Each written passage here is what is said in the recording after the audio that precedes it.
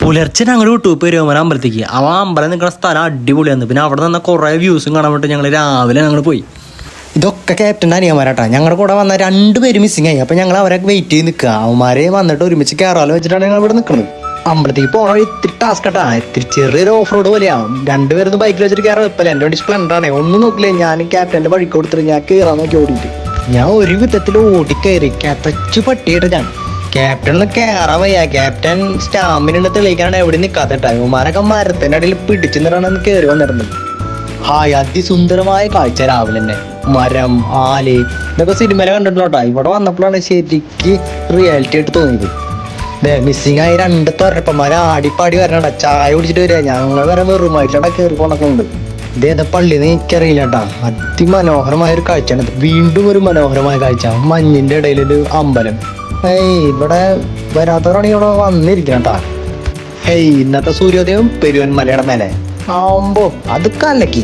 ഈ താഴ്വാരത്തേക്ക് ഞങ്ങൾക്ക് പോടുന്നുണ്ട്. പോവുക കഴിഞ്ഞാൽ തിരിച്ച് കയറാൻ പറ്റില്ല. കേട്ടച്ച അവിടെ തന്നെ കിടക്കേണ്ടി വരും. ഈ മുത്തശ്ശിമാര് കഥ പറഞ്ഞ ക്യാപ്റ്റനോ പിള്ളേർക്ക് ഓരോ കഥകൾ പറഞ്ഞു. ക്യാപ്റ്റൻ ആയതുകൊണ്ട് അവർ കേൾക്കുന്നുണ്ട്. ക്യാപ്റ്റൻ അല്ല, ചേട്ടനായവർ കേൾക്കുന്നുണ്ട്. ഒന്നും പറയണില്ല, തിരിച്ചിട്ട് ചിരിക്കരുന്നിട്ട് എല്ലാത്തിനും.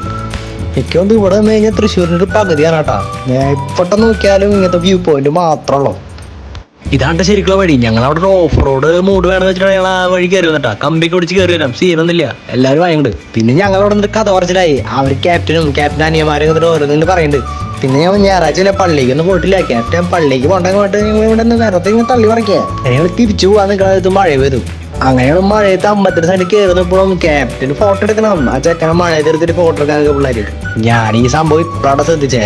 ഞാൻ ആരോടൊന്നും മിണ്ടാണെന്നൊന്നുമില്ല. ഞാൻ നൈസായിട്ട് വീഡിയോ എടുത്തിട്ട് പോന്നു. ഇതാണ് ആത്മാവമരം.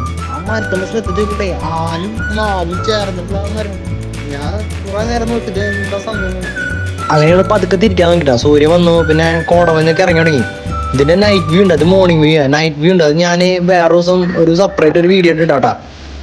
പിന്നെ ഇന്ന് കണ്ടൊരു മതസൗഹാർദ്ദ ഒരു കാഴ്ചട്ടാ.